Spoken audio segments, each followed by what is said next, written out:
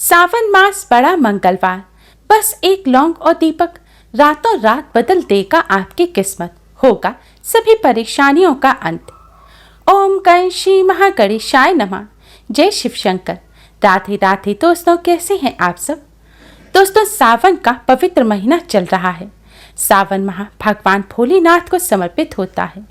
इस माह में भोलेनाथ का पूजन करने से भोलेनाथ की कृपा से कष्टों से छुटकारा मिलता है।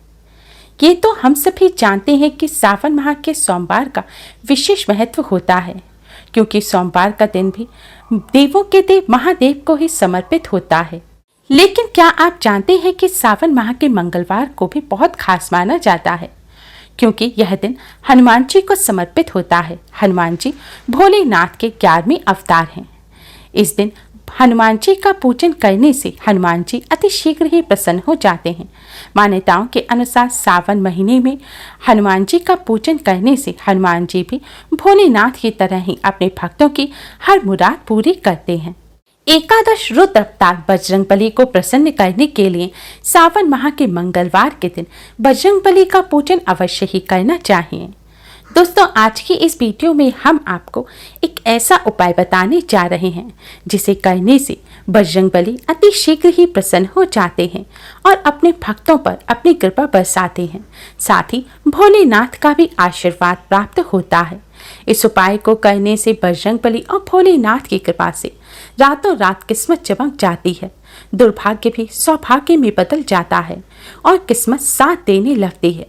जब व्यक्ति की किस्मत साथ देने लगती है, तब उसे हर कार्य में सफलता मिलने लगती है और बिगड़े कार्य भी बनने लगते हैं। इस उपाय को करने से बजरंगबली और महादेव की कृपा से परेशानियां तो दूर होती ही हैं, साथ ही मां पार्वती की कृपा से सौभाग्य में भी वृद्धि होती है, क्योंकि सावन मंगलवार का दिन मां पार्वती को भी समर्पित होता है। सावन माह के मंगलवार के दिन मंगला गौरी व्रत भी रखा जाता है। यह व्रत मां पार्वती को समर्पित होता है। इस दिन मां पार्वती का विशेष रूप से पूजन किया जाता है। दोस्तों, बजरंगबली और भोलेनाथ की कृपा प्राप्त करने के लिए कमेंट बॉक्स में जय श्री राम, जय बजरंगबली, जय भोलेनाथ जरूर लिखें और वीडियो को लाइक कर अपने फ्रेंड्स के साथ शेयर भी जरूर कर दीजिएगा। और भी यूजफुल वीडियोस के लिए हमारे चैनल को सब्सक्राइब कर बेल आइकन को भी जरूर दबाएं। दोस्तों, यह उपाय आपको सावन मंगलवार के दिन शाम या रात के समय करना है। इस उपाय को आप सूर्यास्त से 45 मिनट पहले से रात 10 बजे तक किसी भी समय कर सकते हैं। यह समय बजरंगबली और भोलेनाथ की कृपा प्राप्त करने के लिए बहुत ही शुभ माना जाता है। उपाय करने के लिए सबसे पहले स्नान कर स्वच्छ वस्त्र धारण करें। आपने दिन में स्नान किया है तो आप अच्छी तरह से मुंह हाथ पैर धोकर स्वच्छ वस्त्र पहनकर भी यह उपाय कर सकते हैं। उपाय करने के लिए सबसे पहले अपने मंदिर के सामने आसन बिछाकर बैठ जाइए। फिर एक दीपक बनाएं। अगर शुद्ध घी हो तो आप शुद्ध घी का दीपक जलाएं। दीपक में आपको रुई की बाती ही लगानी है। शुद्ध घी ना हो तो डालडा घी या मीठा तेल, जिस भी चीज का आप पूजन के दौरान दीपक जलाते हैं, आप वैसा दीपक बना लीजिए। दोस्तों, हमारे पास कई क्वेश्चन आते हैं कि अगर दीपक का कोई उपाय है तो उसके लिए क्या अलग से दीपक जलाना है। तो ऐसा नहीं है। इस उपाय को करते समय आपको अलग से दीपक जलाने की जरूरत नहीं है। आप संध्या काल के समय यह उपाय कर रहे हैं और संध्या बंदन के लिए आपने जो दीपक जलाया है, आप उसी दीपक को जलाकर भी यह उपाय कर सकते हैं। दोस्तों, दिया बनाकर दिए को किसी छोटे प्लेट में रखें और दिया जलाएं। दिए के साथ एक सुगंधित धूप बत्ती भी अवश्य जलाएं। अब आप भगवान श्री गणेश को प्रणाम करें, भगवान शिव, मां पार्वती जी को प्रणाम करें और बजरंगबली को प्रणाम करें। इसके बाद आप एक साबुत फूल वाली लौंग लें। लौंग को शुद्ध जल डालकर या गंगा जल डालकर शुद्ध कर लें और साफ कपड़े से पोंछ के सुखा लें। अब इस लौंग को आप अपने मंदिर में भगवान जी के सामने रख दें। इसके बाद भगवान जी को आप किसी फल मिष्ठान का भोग लगाएं।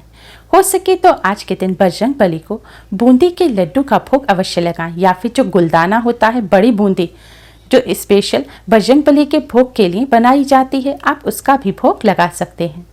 भोग रखने के बाद भगवान श्री गणेश, भगवान शिव, मां पार्वती, भगवान श्री राम और बजरंगबली से भोग स्वीकार करने की प्रार्थना करें। दोस्तों, प्रार्थना करने के पश्चात आपने मंदिर में जो लौंग रखी है उस लौंग को उठाएं, अपने माथे से लगाएं और फिर इस लौंग को आप इस दीपक में डाल दें। ध्यान रखें, आपको साबुत फूल वाली लौंग लेनी है, टूटी हुई लौंग ना लें। दोस्तों, अब आप सबसे पहले हाथ जोड़कर भगवान श्री राम के नाम का थोड़ी देर जाप करें। आप जय श्री राम या फिर जय सिया राम का जाप कर सकते हैं। दोस्तों, भगवान भोलेनाथ के आराध्य भगवान श्री राम हैं, इसलिए भगवान भोलेनाथ की कृपा प्राप्त करने के लिए भगवान श्री राम का पूजन अवश्य करना चाहिए। भोलेनाथ के साथ ही बजरंगबली के आराध्य भी भगवान श्री राम हैं। आज के दिन इस तरह भगवान श्री राम का पूजन करने से भोलेनाथ और बजरंगबली दोनों ही अति शीघ्र प्रसन्न हो जाते हैं। अब आप भगवान भोलेनाथ के इस मंत्र का जाप करें। पुरुष ओम नमः शिवाय मंत्र का 108 बार जाप करें। महिलाएं ओम शिवाय नमः मंत्र का 108 बार जाप करें। ध्यान रखें, पुरुषों को ओम नमः शिवाय मंत्र का जाप करना है और महिलाओं को ओम शिवाय नमः मंत्र का जाप करना है। इस मंत्र का आपको 108 बार जाप करना है। अगर रुद्राक्ष की माला है तो इस मंत्र का आप रुद्राक्ष की माला पर जाप करें। दोस्तों, मंत्र का जाप करने के पश्चात अब आप बजरंगबली की हनुमान चालीसा का पाठ करें। हनुमान चालीसा का आपको उच्च स्वर में पाठ करना है। दोस्तों, अगर आप किसी पुस्तक से हनुमान चालीसा का पाठ कर रहे हैं तो कोशिश करें कि जिस पुस्तक में लाल रंग की स्याही से हनुमान चालीसा लिखी हो आप उससे पाठ करें। ऐसा करना अधिक शुभ माना जाता है। दोस्तों, इस तरह पूजन करने के पश्चात अब आप दीपक उठाएं और फिर इससे दीपक से आरती उतारते हुए आप भगवान शिव जी की आरती करें और फिर दीपक से आरती उतारते हुए आप बजरंगबली की आरती करें। आपको ध्यान रखना है, आपको इस दीपक से आरती अवश्य ही उतारनी है। अगर आरती ना आती हो तो कोई प्रॉब्लम की बात नहीं है। आप भगवान भोलेनाथ माँ पार्वती की आरती उतारते समय ओम नमः शिवाय और महिलाएं ओम शिवाय नमः मंत्र का जाप कर सकते हैं और बजरंगबली की आरती उतारते समय आप राम राम या जय श्री राम या जय सिया राम का जाप कर सकते हैं, लेकिन आरती अवश्य ही उतारनी है, तभी यह उपाय पूर्ण होगा। दोस्तों, दीपक बनाते समय आपको इस बात का ध्यान रखना है, जो अगर पीतल का दीपक होता है जिसमें रुई की बाती खड़ी करके लगाई जाती है, अगर आप वह दीपक ले रहे हैं तो सादा बाती जैसे दीपक में लगती है आप वही लगाएं। लेकिन अगर मिट्टी का या आटे का आपने दीपक लिया है या सादा दीपक है तो उसमें आपको खड़ी बाती नहीं लगानी, आपको लेटी हुई बाती लगानी है जिससे बाती पूरी ना जले। दोस्तों, इस तरह पूजन करने के पश्चात अब आप शिव परिवार को और भगवान श्री राम बजरंगबली को प्रणाम करें और आपकी जो भी समस्या है वह भगवान जी के समक्ष रखें और समस्या को दूर करने की प्रार्थना करें। दोस्तों, शास्त्रों के अनुसार दीपक में लौंग डालकर इस तरह महादेव और बजरंगबली का पूजन करने से महादेव और बजरंगबली अति शीघ्र ही प्रसन्न हो जाते हैं।